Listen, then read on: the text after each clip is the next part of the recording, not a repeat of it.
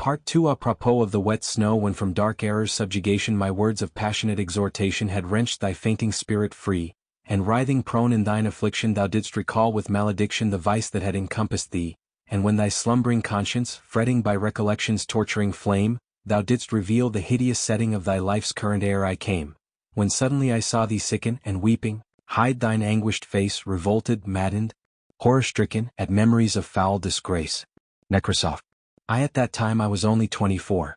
My life was even then gloomy, ill-regulated, and as solitary as that of a savage. I made friends with no one and positively avoided talking, and buried myself more and more in my hole. At work in the office I never looked at anyone, and was perfectly well aware that my companions looked upon me, not only as a queer fellow, but even looked upon me, I always fancied this, with a sort of loathing. I sometimes wondered why it was that nobody except me fancied that he was looked upon with aversion.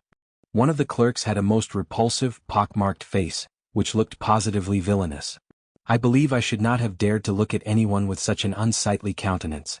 Another had such a very dirty old uniform that there was an unpleasant odor in his proximity. Yet not one of these gentlemen showed the slightest self-consciousness, either about their clothes or their countenance or their character in any way. Neither of them ever imagined that they were looked at with repulsion.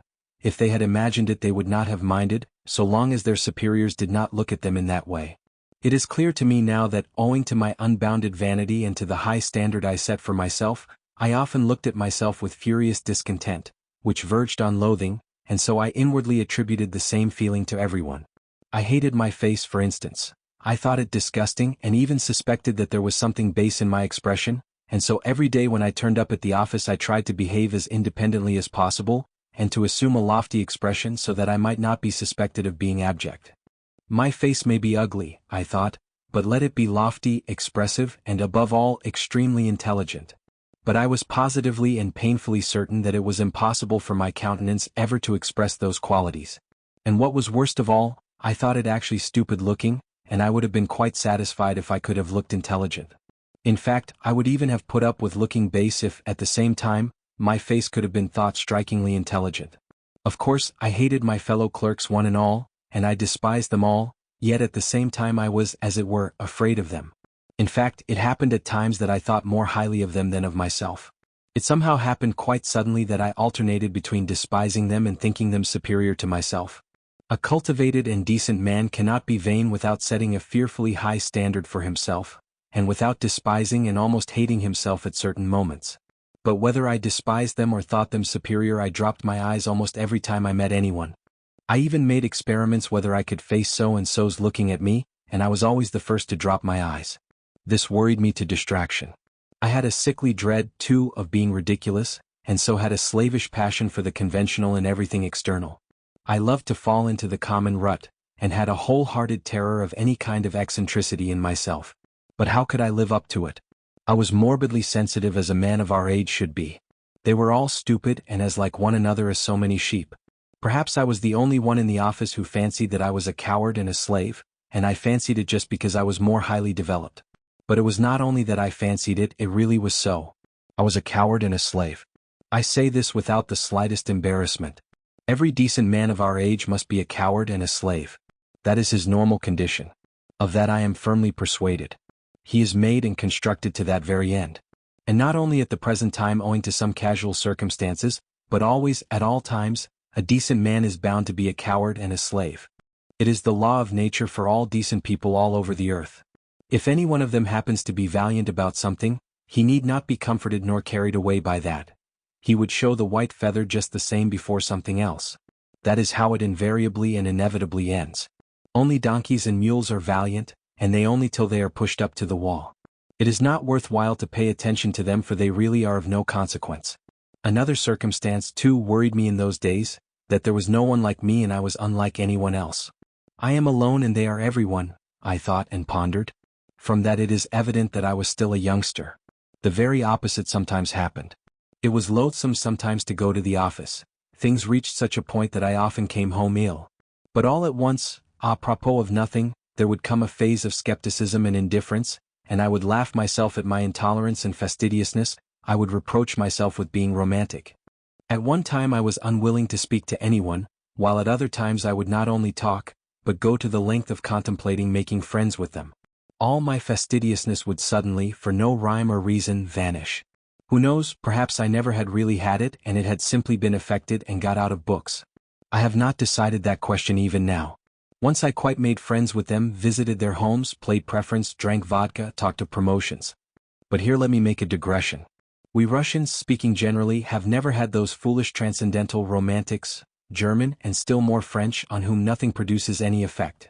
If there were an earthquake, if all France perished at the barricades, they would still be the same, they would not even have the decency to effect a change, but would still go on singing their transcendental songs to the hour of their death because they are fools.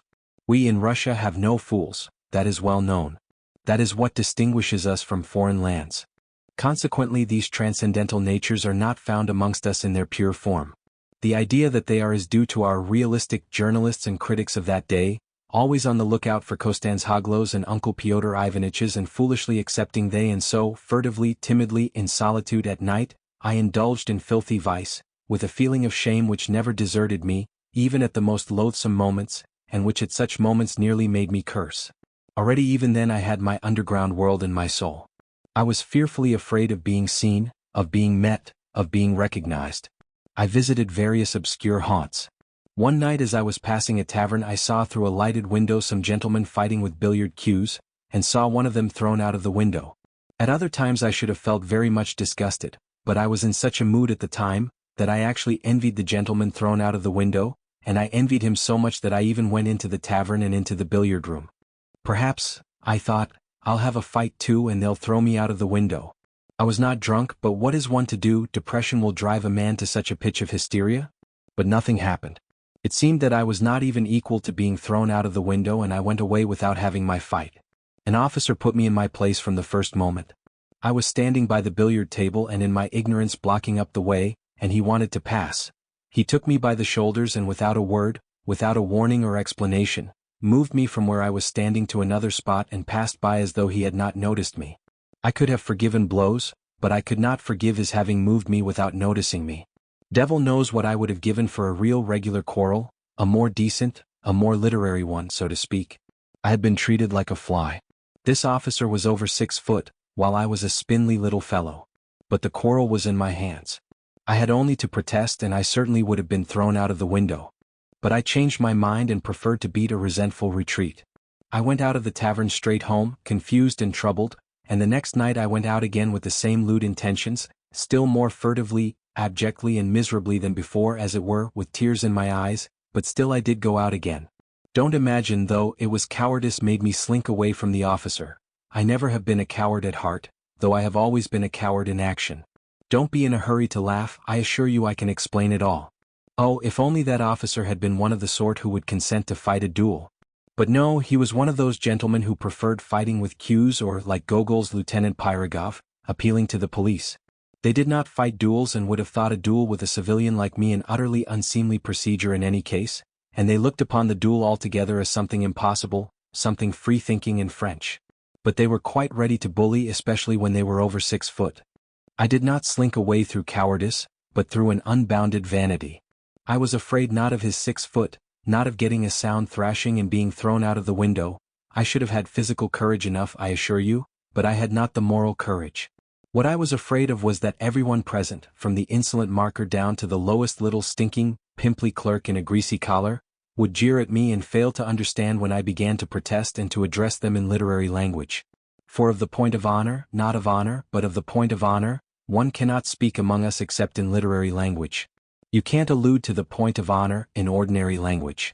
I was fully convinced that they would all simply split their sides with laughter, and that the officer would not simply beat me, that is, without insulting me, but would certainly prod me in the back with his knee, kick me round the billiard table, and only then perhaps have pity and drop me out of the window. Of course, this trivial incident could not with me end in that. I often met that officer afterwards in the street and noticed him very carefully. I am not quite sure whether he recognized me, I imagine not. I judge from certain signs. But I stared at him with spite and hatred, and so it went on. For several years. My resentment grew even deeper with years. At first I began making stealthy inquiries about this officer. It was difficult for me to do so, for I knew no one. But one day I heard someone shout his surname in the street as I was following him at a distance, as though I were tied to him, and so I learnt his surname. Another time I followed him to his flat, and for 10 kopecks learned from the porter where he lived, on which story, whether he lived alone or with others, and so on, in fact, everything one could learn from a porter. One morning, though I had never tried my hand with the pen, it suddenly occurred to me to write a satire on this officer in the form of a novel which would unmask his villainy. I wrote the novel with relish. I did unmask his villainy, I even exaggerated it. At first I so altered his surname that it could easily be recognized, but on second thoughts I changed it, and sent the story to the Dostoevsky Zapisky. But at that time such attacks were not the fashion and my story was not printed. That was a great vexation to me. Sometimes I was positively choked with resentment. At last I determined to challenge my enemy to a duel. I composed a splendid, charming letter to him, imploring him to apologize to me, and hinting rather plainly at a duel in case of refusal.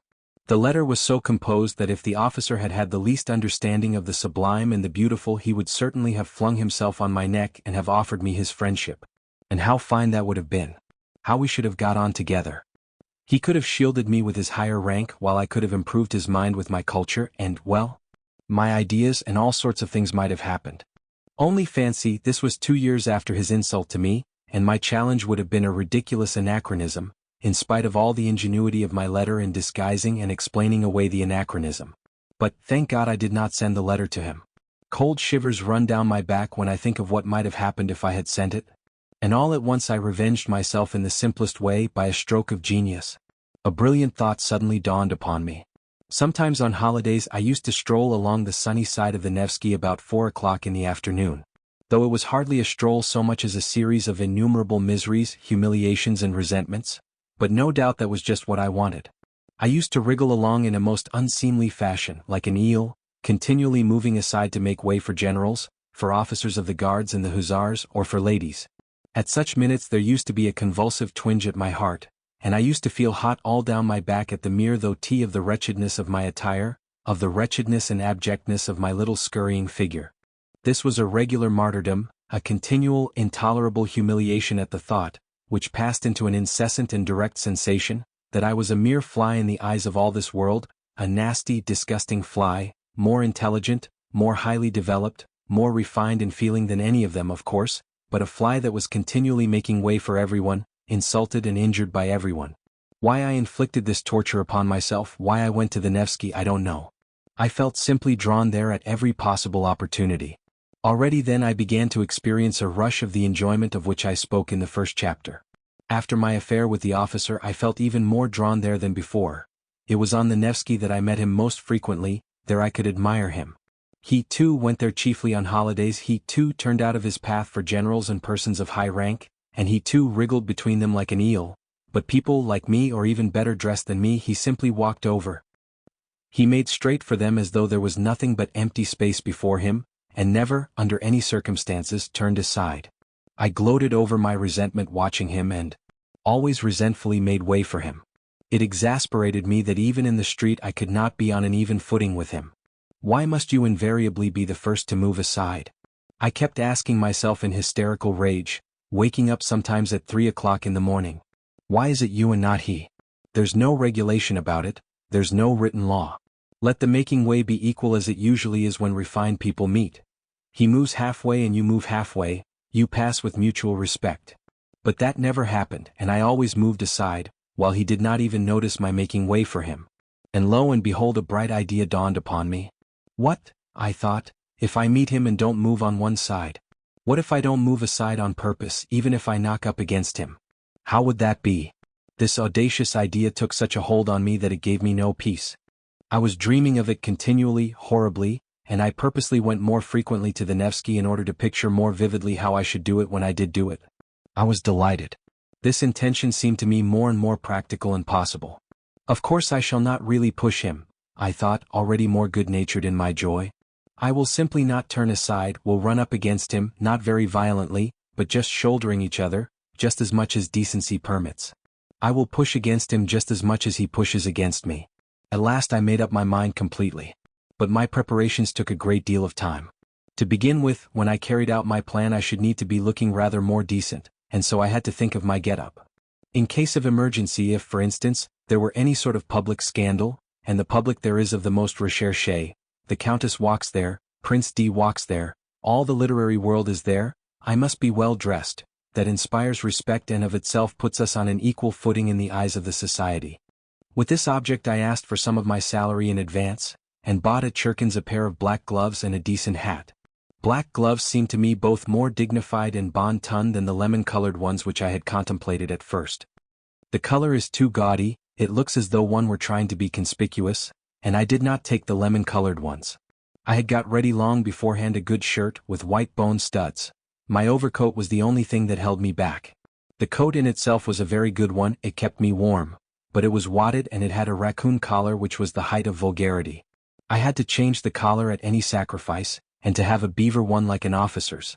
For this purpose I began visiting the Gostiny Dvor, and after several attempts I pitched upon a piece of cheap German beaver. Though these German beavers soon grow shabby and look wretched, yet at first they look exceedingly well, and I only needed it for the occasion. I asked the price. Even so, it was too expensive.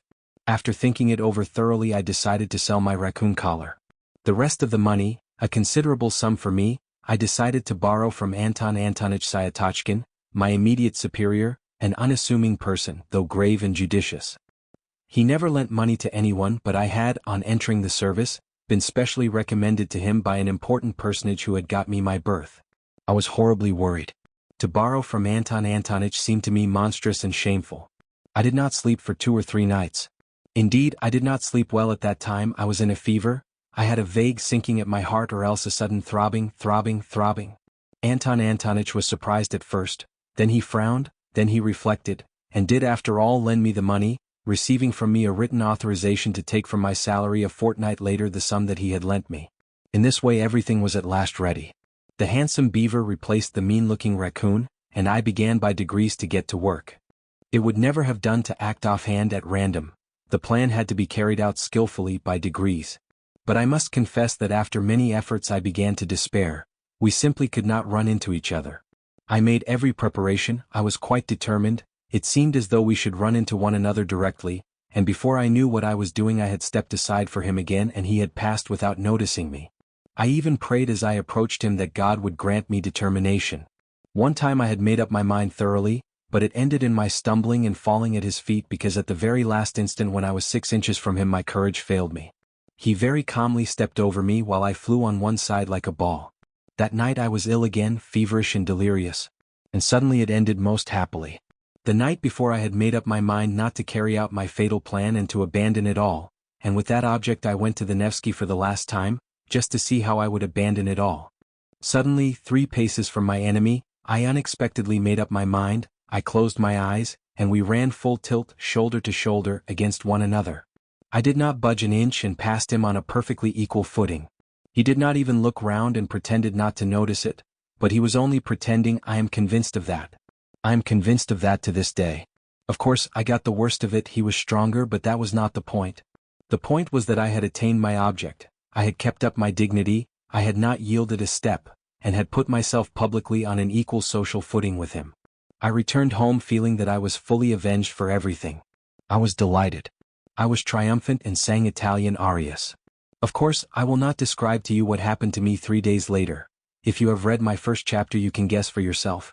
The officer was afterwards transferred. I have not seen him now for 14 years. What is the dear fellow doing now? Whom is he walking over? But the period of my dissipation would end and I always felt very sick afterwards. It was followed by remorse. I tried to drive it away, I felt too sick. By degrees, however, I grew used to that too. I grew used to everything, or rather I voluntarily resigned myself to enduring it.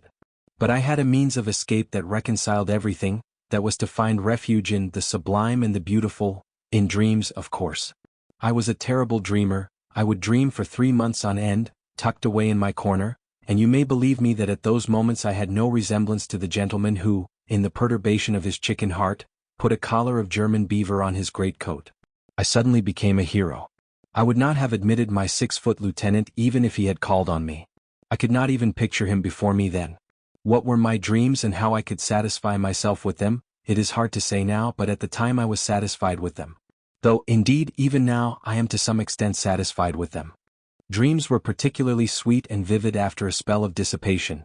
They came with remorse and with tears, with curses and transports.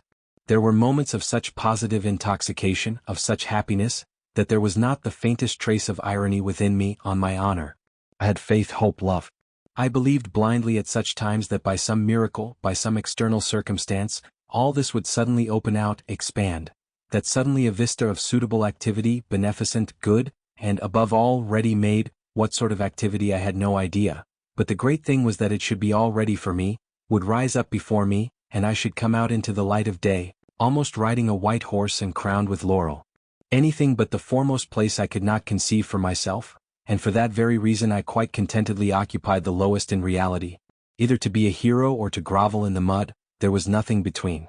That was my ruin, for when I was in the mud I comforted myself with the thought that at other times I was a hero, and the hero was a cloak for the mud. For an ordinary man it was shameful to defile himself, but a hero was too lofty to be utterly defiled, and so he might defile himself. It is worth noting that these attacks of the sublime and the beautiful visited me even during the period of dissipation and just at the times when I was touching the bottom. They came in separate spurts as though reminding me of themselves, but did not banish the dissipation by their appearance. On the contrary, they seemed to add a zest to it by contrast, and were only sufficiently present to serve as an appetizing sauce. That sauce was made up of contradictions and sufferings, of agonizing inward analysis, and all these pangs and pinpricks gave a certain piquancy, even a significance to my dissipation, in fact, completely answered the purpose of an appetizing sauce. There was a certain depth of meaning in it, and I could hardly have resigned myself to the simple, vulgar, direct debauchery of a clerk and have endured all the filthiness of it.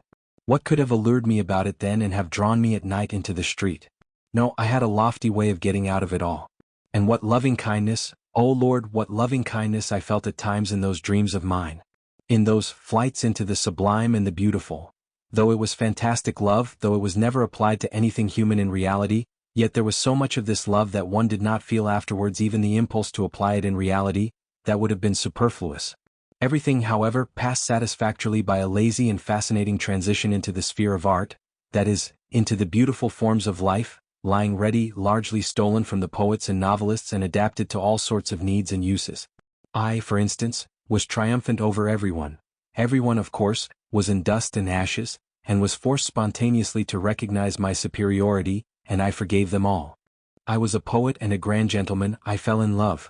I came in for countless millions and immediately devoted them to humanity, and at the same time I confessed before all the people my shameful deeds, which of course were not merely shameful, but had in them much that was sublime and beautiful, something in the Manfred style.